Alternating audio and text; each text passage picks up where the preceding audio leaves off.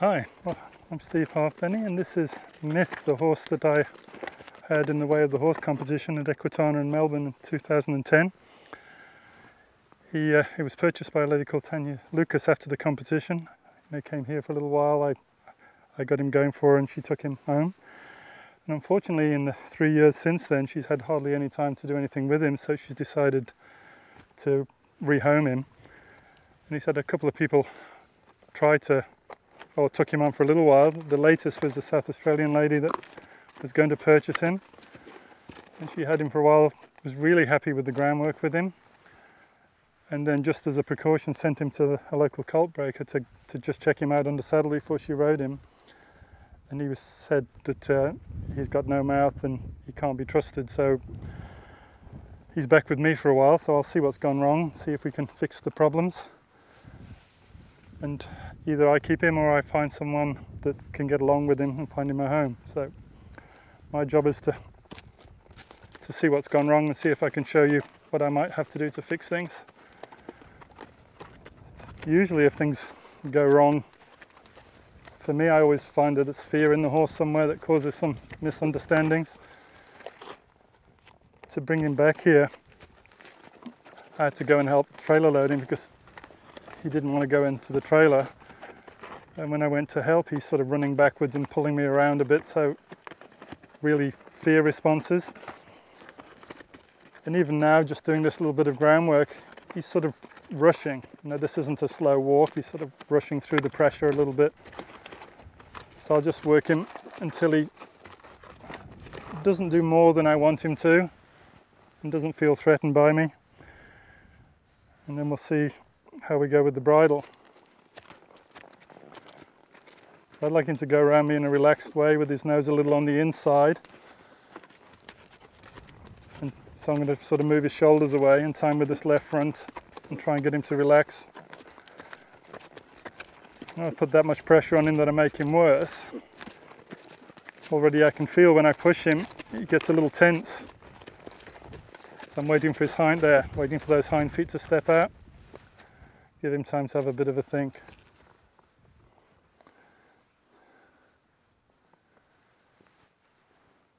I like him, but you know, he wasn't an easy horse in the first place, so I could see if he gets afraid, then he's going to get defensive about life. Just step him away with this front leg. I don't want energy to mean rush, and if I wave this around, I don't want him to be afraid of me and sort of run away from me. I want him to read my intent if I ask him to move his feet. Yeah, okay, mate. Let's see if we can push this up into a trot. Okay, stay balanced, stay balanced, stay balanced, have a think. I don't want him rushing like that. So whatever I feel and see on the ground, I'm going to feel when I ride him too.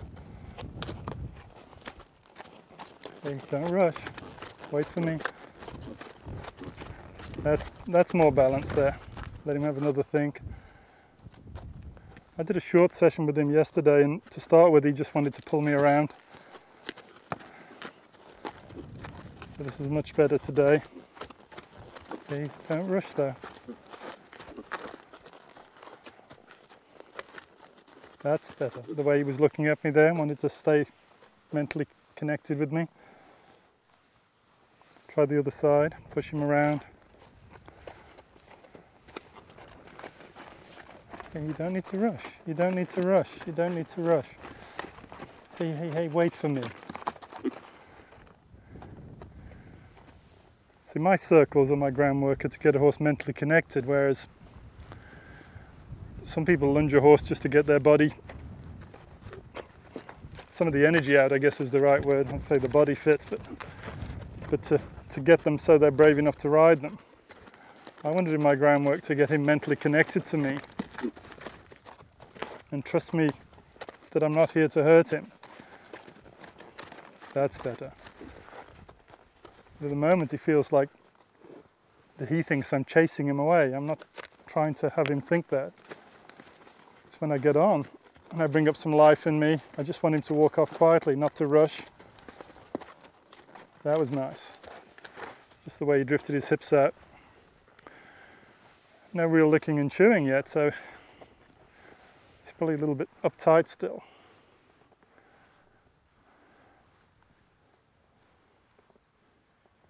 And I'd like to show you what I'm doing, but I need to be aware to give him the time that he needs to have a bit of a think too. Good boy. There's a big sigh. Push him away from me, send him around me. Usually when I can sort of send him around an inside front leg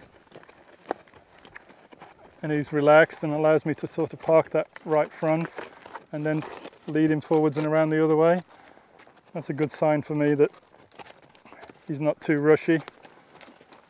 That's good. A little bit more. I'll make the decision. Sort of take him around so you can see this left front hit the ground. Pick the next stride now. Oh, he read me a little bit early. There we go. See if now he's sort of licking and chewing. See if we can take him up into a bit of a jog. Oh, that's pretty nice. Good boy. And the other way. It's all right. You're not in trouble. The wind just caught my flag. That's what made me think he's sort of been chased around a bit.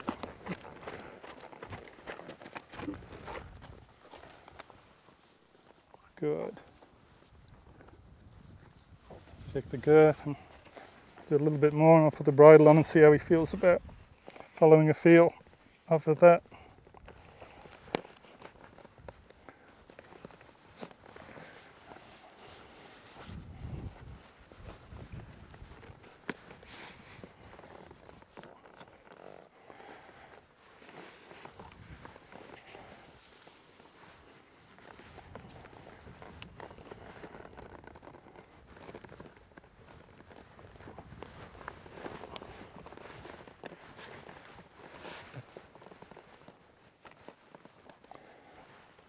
A bit skinny on it.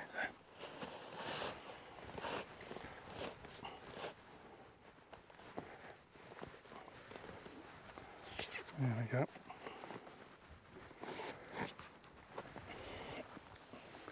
A bit more. Now I've put it up a bit more and then move him around again. See if he relax, mate. That's better. Put the bridle on. See how he goes accepting this.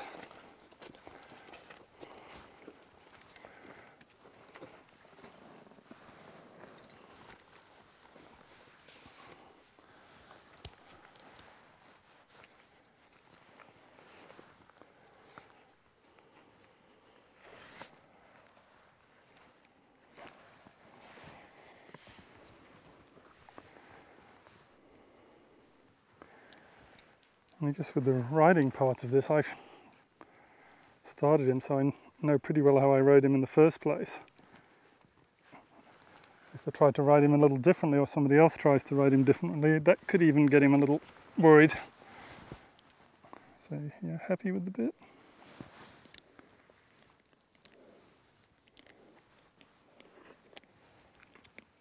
Good boy.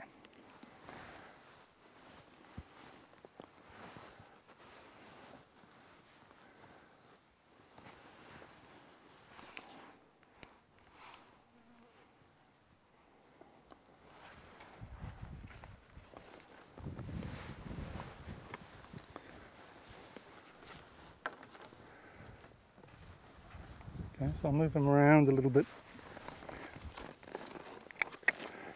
See how he feels about the pressure on the bits when I send him around in a circle. And if he had a pain problem, then he'd probably fight the feel of it. Like if there's a problem with his teeth, but he's licking and chewing a little bit there.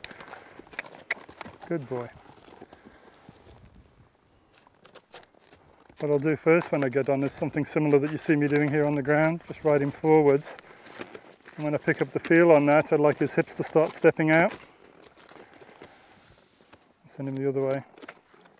You can separate this, even though the ring's on the other side of his head. Can you work out when I pick up that you need to move your hips away? Good boy. The good check is just with one side of the ring. Can I see if he'll back away from that feel? Same on this side. Good. Okay, let's see how you feel about me riding you today.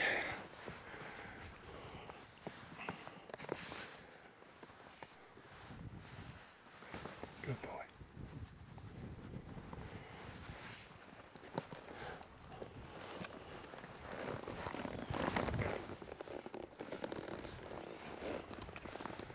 And rather than just ride him straight forwards, bend him a little, rub his eye. Let me see if I can roll his hips out a little bit. Then maybe allow him to go forwards and see if he's licking and chewing. Good boy. So before I use two hands to stop him or back him, just make sure I can steer him with each rein. And my style of riding is to sort of try and talk to his feet. So I'll try and get in time with the foot leaving the ground to steer him. It's a little rushy there, so I'll just move his hips out a little bit. So I was going to change rein, but he just got ready to rush. I'll move his hips out a little bit, give him a rub. It's okay, mate. It's okay. I don't want to feel in trouble in any way. It has a bit of a feeling that he's in a bit of trouble. Bend him a little this way. Roll his hips out. Should feel the same, you know, he should be able to park his front leg and roll his hips across. Give him a rub again. So if he's a bit impulsive, it's going to be hard to steer his front feet. I'll just roll his hips around a little bit. And when he's sort of staying with me, by impulsive, I mean, I feel like I'm riding him at a certain speed. If he wants to go faster, move his hip again. He just pulled on that bridle. Roll his hip again. So part of accepting the bit for me is, you know, he never gets to pull his head to the right when I'm steering him to the left, and he never gets to pull his head to the left when I'm steering him to the right. There's the hip. Good. And when he can wait for me, he's still a little faster than I'm riding him, but that's better. Now I might get the left front, left front, left front. Okay. It's very interesting. But how about we go left?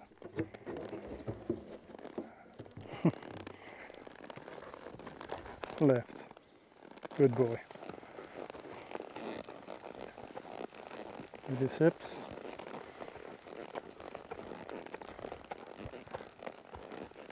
Move his hips. I can definitely feel there's a bit of worry in there. Like,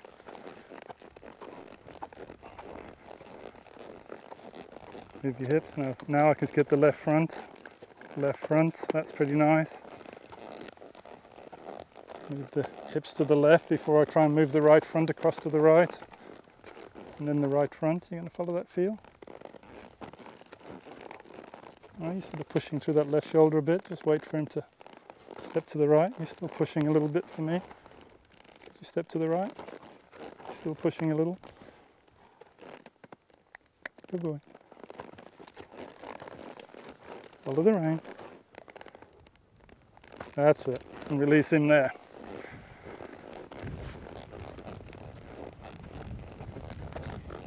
Good. Let's see if I can start to pick up a little bit of a feel on him. Are you going to fight that? We'll just go left a bit. Good. Because it feels like he might push on me, I'm going to head straight for the fence and stop him at the fence, and then put myself in a backward body posture and annoy him a little bit till he shifts his balance. Because these are the things that he used to know.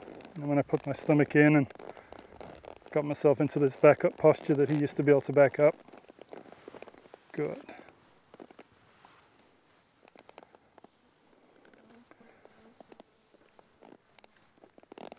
would have had a few other riders since he left here, so I pretty well guarantee no two humans ride exactly the same. So I start to close my fingers. I can feel him pushing on that. So I could have a fight with him here or just wait for him to change his mind about it. There, and release him. Could you come back? There we go. Good boy. Have a bit of a think about life.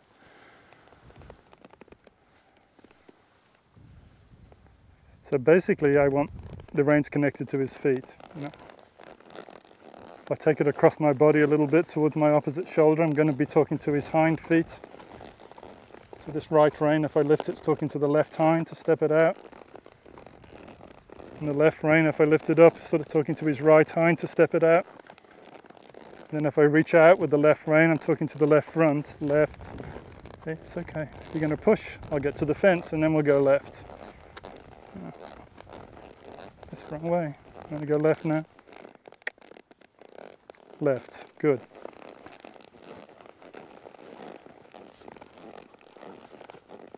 He's not the sort of horse that you want to make do things.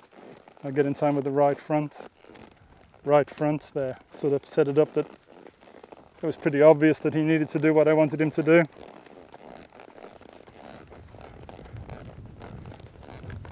There we go. Left front, good boy. I'd like to get, before we stop this session, so that if I start to ask him to stop in the middle here, so he's pushing on that. I can definitely match him and pull on him. But this isn't something he used to do, so we'll just annoy him a little here, get him to use his mind and find the right answer. Ask him again, bit of energy down to my heels. Hey, don't go down there. Don't go down there. Don't want you down there, really. Good, that's where I want you. So it's all about the release. You know, if he's doing something that I don't like and I stop asking, then he probably thinks he was doing the right thing. So if I put some pressure on him now, and I'm deliberately not making him stop, but he should have, I'll just wait till he decides that what I was asking was the right thing.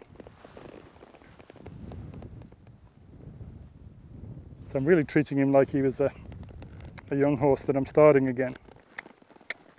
Now he's pushing, so he can walk forwards. That's all right. You picked the right choice.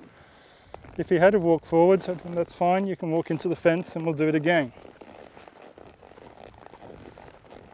If I want to slow him down and stop him, I'll just try and get in time with his feet, sort of right, left, right. Now he's pushing.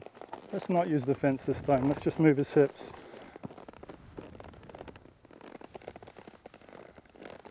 You walk forwards, I might move your hips again. Move your hips again, rather than pull on both of those reins, because that's going to hurt. You're going to push forwards again, I'll move your hips. So it feels to me like when he knows what to do at the fence, but in the open he's learnt to push. Can we step back? Come on, I'm not going to pull you backwards. Because that'll just get his head on his chest if I use more rein. Good boy. Have a good think. So I don't think there's a huge problem, but definitely he doesn't understand that he should stop as soon as I close my fingers. Close my fingers, he's still pushing. I'll move the hips a little bit.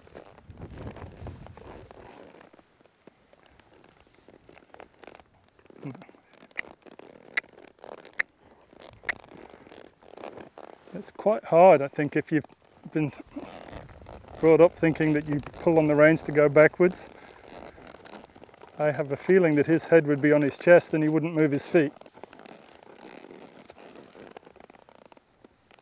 So my finger, when I change from my stomach, comes in a little bit. That changes the feel as much as I'm prepared to use. If he goes down, I'm going to annoy him there. So he learns not to sort of hide down there. Don't go down there. That's better. Reward that.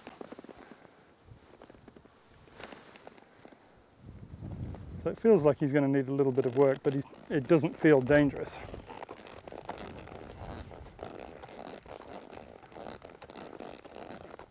Good, that's nice. Now, see, now it feels that I don't need to try and keep him with me. He's staying with me. Right front, right front, right front. If I drop the reins, he shouldn't go any quicker. In fact, I need to get him to the point where when I drop the reins and quit riding him, he learns to park. He doesn't quite get it there. Maybe I need to help him, rub him, and relax. Could you relax? There you go. Try backwards again. Come on. No, not down there. That's good. And rub. This feels pretty good to me. Basically, I think I'll just get out on the trail with him, put some miles back on him again with the bridle, and just have him learn not to feel worried about it.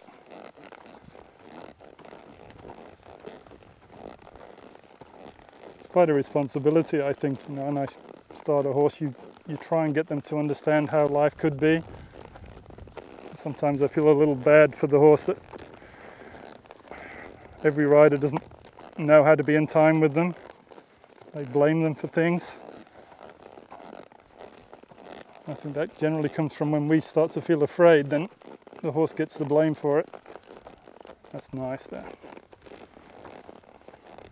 Now the left front across. Left front, just waiting for the balance. There's the left. That's pretty cool. You see, that's only working now better because he's not rushing. And he was busy rushing off. When I touched the rein, he would try and run through them. See if we can slow down the right leg, left leg, right. Now you're going to come to the left then. If you're going to put, definitely when you pick up on two reins, he pushes.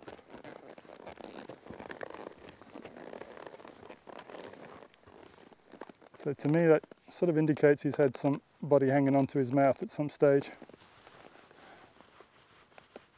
And he gets worried and grabs the bit and just pushes on it. But nothing is irreparable. I don't want you down there. Don't want you down there. Good boy. I don't want you going. So that's heavy. Going down there and leaning, it just sort of means you've been trying to get away from the pressure. Don't go down there. And don't go down there. Good. No, I don't want you down there. So you just pull, they'll just find a place under the bit to get away from the pressure. And then you'll have no control at all. They'll just hide. He needs to accept the contact and not be afraid of it. And the lateral stuff he's really fine with, because this is what I did heaps of. Riding with two hands is something you sort of build up to. You need to teach the horse to relax and give to each side of his mouth first before you try and pick up on both. That was nice.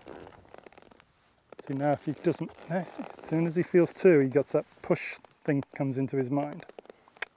Hey, don't go down there. That's better. So that's good. We'll just do a session with him. And it's young horse starting time here, so we'll try and find time to have a ride on him each day if it's possible. And then see if we can find somebody that's going to be happy to get along with him the way I think they need to treat him.